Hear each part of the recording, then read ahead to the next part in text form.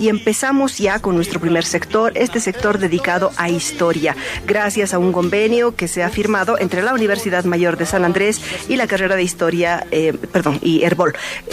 Para esta ocasión hemos invitado al licenciado Guillermo Medrano. Él es docente de la carrera de historia de la Universidad Mayor de San Andrés y con él vamos a conversar hoy sobre la lectura de los documentos coloniales.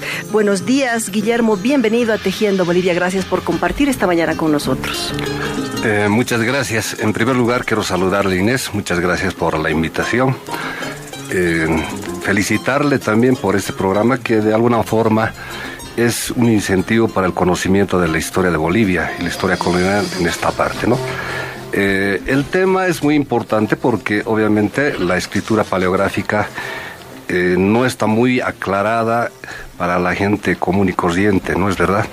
Pero sí para los historiadores, obviamente, porque nosotros los que trabajamos en archivos históricos tenemos y manejamos estos documentos para acercarnos al pasado colonial.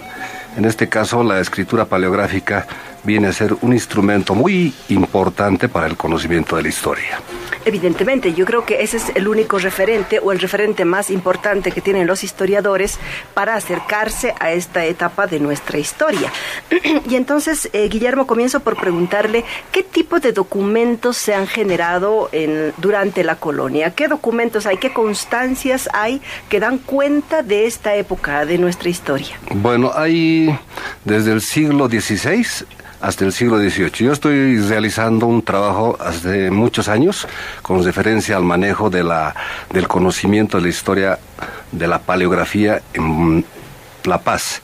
Y bueno, para saber paleografía se necesita tener paciencia, conocer, tener mucho tiempo de dedicación para este aspecto, y porque la paleografía es el arte de leer la escritura antigua, porque encontramos letras pequeñas, entrelazadas, letras con abreviaturas, y por lo tanto no es fácil el acceso a la lectura de esta paleografía, ¿no? Claro. Además el castellano era diferente, no era el castellano que usamos ahora, ¿no? Evidentemente, en los documentos coloniales encontramos muchos términos incluso en latín. Claro. De tal manera que por eso es que se necesita el conocimiento de varios años. Yo estoy realizando precisamente un trabajo sobre lo que son los documentos coloniales en la ciudad de Nuestra Señora de la Paz, para lo cual tuve la oportunidad de visitar 3 archivos que son, digamos, el patrimonio documental de lo que es la ciudad de La Paz. Uno es el Archivo de La Paz, el otro es el archivo de la Casa de la Cultura, luego hay el archivo del Arzobispado de La Paz, que guardan testimonios tan valiosos que realmente uno va trascendiendo y va acercándose en el tiempo y en el espacio. Claro, a estos momentos. ¿Qué hallazgos ha hecho Guillermo? ¿Qué cosas interesantes hay, por ejemplo, en el Arzobispado? Hay muchos documentos, pero yo quisiera un poco hacer un detalle, un esbozo, sí, primeramente, claro, porque hay que hablar sobre los escribas, porque es muy importante, y los masoretas, que son los que escribían testimonios de la época antigua en la historia bíblica, de tal manera que ellos se convirtieron en transcriptores, donde copiaban tal y cual estaban los documentos bíblicos, de tal manera que ahí podemos ver en la época antigua que jugaban un rol muy importante los escribas, ¿no? En la Edad Media, por ejemplo, también vemos que hay escribas y hay incentivos por el desarrollo de la cultura de la escritura. Carlomagno fue un hombre muy importante en la Edad Media que tuvo e incentivó con talleres y escuelas para el conocimiento de la escritura, y que los niños y los jóvenes tengan una buena letra, de tal manera que es muy importante eso, ¿no? Y luego ya en la época, digamos, de la época moderna, con la llegada de los españoles, sí se genera ya también un tipo de escritura que traen los españoles. Al lado de los que iban a lugares desconocidos en América, siempre estaba un escriba o un escribano, y también estaba un religioso, de tal manera que ellos son los que van a traer digamos, esta influencia de la escritura en lo que es América. En Charcas ya vemos cuando llegan los primeros españoles, fundan ciudades y se suscita las escrituras para registrar. Y ahí vemos escribas y escribanos que van a tener un rol importante en la génesis documental. Y seguimos. En ¿no? la primera etapa supongo que los escribanos han sido todos españoles. Todos españoles, sí, correcto. Pero con el transcurrir del tiempo, imagino que los indios, como así se les llamaba, ya aprenden a escribir y asumo que también ellos empiezan a tomar este rol. Hay de hecho cronistas de origen indio, ¿no? Perfecto. Sí, hay cronistas tanto españoles, criollos, mestizos e indígenas. Y obviamente con la génesis documental vamos a ver todos estos aspectos, porque en la génesis documental cuando vienen los españoles se produce también la gran legislación indiana, las leyes de Indias con las cuales se van a dar las normativas para que los gobiernos ya establecidos acá con algunas instituciones españolas en lo que es América van a producir una gran cantidad de documentos. Hay una gran masa de documentos que van a producir de los 3 siglos. Inicialmente se producirán las cédulas reales. ¿Qué son las cédulas reales? Son normativas y de nombramientos que el rey impartía para que se pueda realizar a determinados funcionarios, puedan realizar aquí determinadas actividades, ¿no?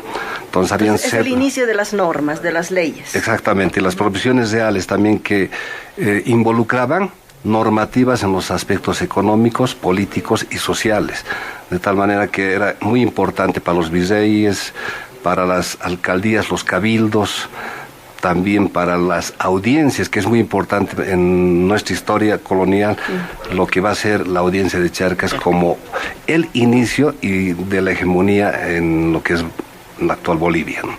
Y tú me decías, Inés, de que las crónicas, obviamente las crónicas paralelamente van a estar, van a tener una génesis y vamos a ver, por ejemplo, a muchos cronistas que son muy mentados en la actualidad, ¿no es verdad? Sí. Por ejemplo, Garcilaso de la Vega, que escribió Comentarios de los Incas, donde describe toda una serie de la vida, costumbres, sociedad, habitantes, etcétera, etcétera. Por el otro lado podemos mencionar también al indígena Huamán Poma de Ayala, que tiene Nueva Crónica y Buen Gobierno. Él habilosamente al escribir, y bueno, yo he podido verificar su letra, tiene una excelente letra, muy clara, no es parecida a la de los médicos actuales que dan recetas que realmente... ¿Huamán Poma de Ayala ya es de origen indio? Es de origen indio. Él realizó su obra Nueva Crónica y Buen Gobierno, te reitero, y he podido verificar que dedica una descripción de todo lo que es el mundo inca, más la llegada de los españoles. Habla de los encomenderos, habla de los religiosos, del virrey Toledo, habla de algunos incas, su vida, sus costumbres, su religión, etcétera, etcétera. Él realizó además, con las descripciones de escrituras, muchos dibujos que realmente realzan la obra, esta obra tan hermosa que realmente es muy magnífica para los historiadores y también para la gente que quiere tener, digamos, el conocimiento sobre estos temas. Otro cronista importante es Ludovico Bertonio, el padre Ludovico Bertonio, que tiene su diccionario y su vocabulario de lengua aymara y en castellano. Son personajes que realmente han dado muchas cosas para el conocimiento de la historia colonial, de manera que no podemos dejar de lado señalar a estos grandes personajes que en realidad tienen su importancia para los historiadores. Una cosa importante también sobre este tema es mencionar, por ejemplo, a los cronistas de Tiwanaku. Hay cronistas de Tiwanaku que describen sobre los edificios de Tiwanaku. Llama la atención que en sus descripciones dice de dónde traerían estas piedras tan grandes, quiénes hicieron, y todo es un misterio. Ahí mencionamos, por ejemplo, al padre Acosta, el gran cronista de las letras, que es Pedro Cieza de León. Encontramos también a Bernabé Cobo, otro cronista religioso. Garcilaso obviamente también está en este sentido, ¿no? Uh-huh.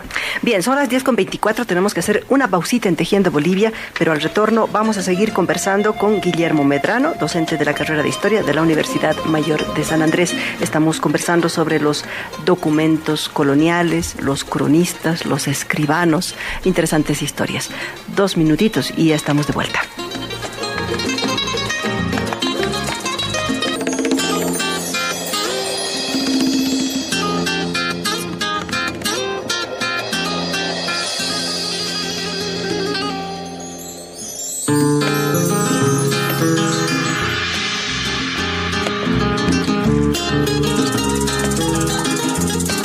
Con 29 estamos tejiendo Bolivia de la mano de la historia y estamos revisando nuestra historia colonial en compañía de Guillermo Medrano.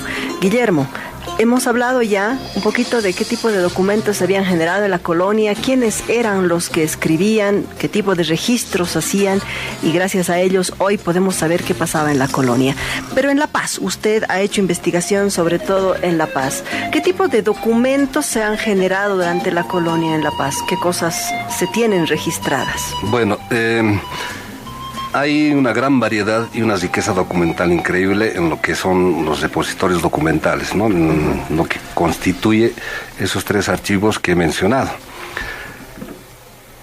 En el Archivo de La Paz existen, por ejemplo, documentos de expedientes coloniales, también de la administración de las cajas reales, que son documentos económicos de las cajas reales. Y también se tienen documentos de la iglesia. También hay un documento interesante que es la visita de Jerónimo Luis de Cabrera, importante, que da a conocer sobre muchos aspectos del movimiento de tierras que realizaban los españoles, el movimiento de tierras, información que recababan en el lugar sobre los tributos, información también sobre otros aspectos de los pueblos, ¿no? De manera que entonces existen una gran cantidad de documentos en lo que es la historia colonial. Con referencia a la audiencia de Charcas, vamos a encontrar un desglose muy extenso sobre cédulas y órdenes reales, correspondencia de virreyes, censos de indios, misiones de mojos y chiquitos, expedientes coloniales, escrituras públicas, cabildo secular, Cabildo de Potosí, tierras e indios, etc. Sublevaciones también igualmente.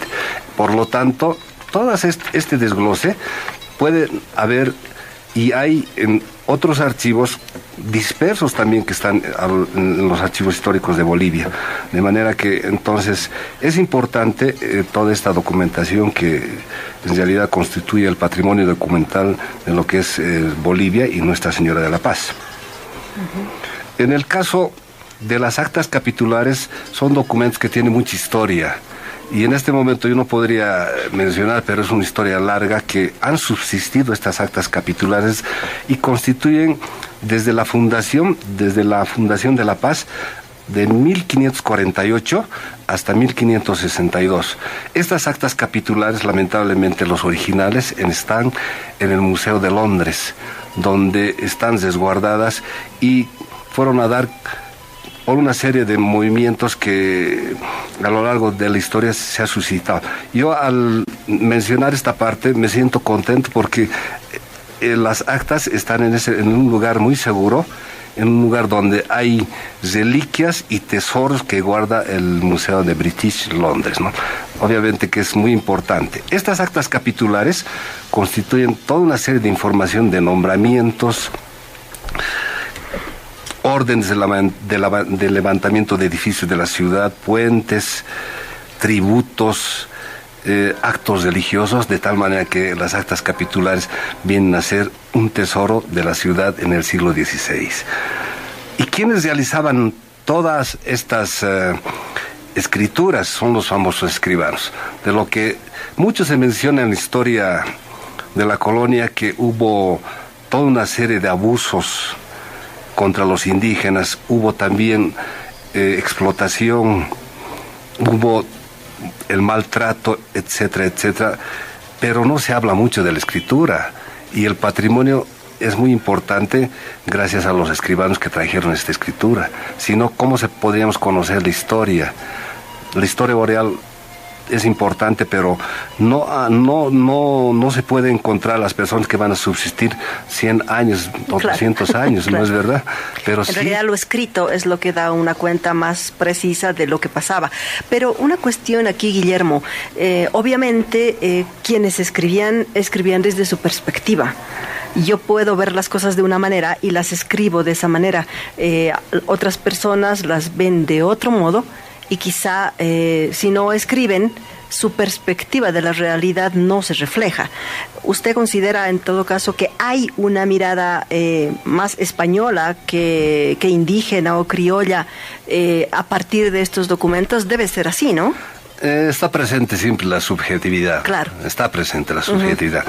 Pero también hay curas que defendían a los indígenas y denunciaban. Es el caso del padre Bartolomé de las Casas, en la cual evidentemente en su texto denuncia todos los actos que se cometían en la colonia. Es muy importante saber eso, porque se tiene la impresión de que los españoles, como son los explotadores y son los que cuentan la historia porque son los que registran, hay en todo caso, una mirada de la historia colonial en Bolivia desde la mirada de los españoles no tan cruel, digamos, ¿no?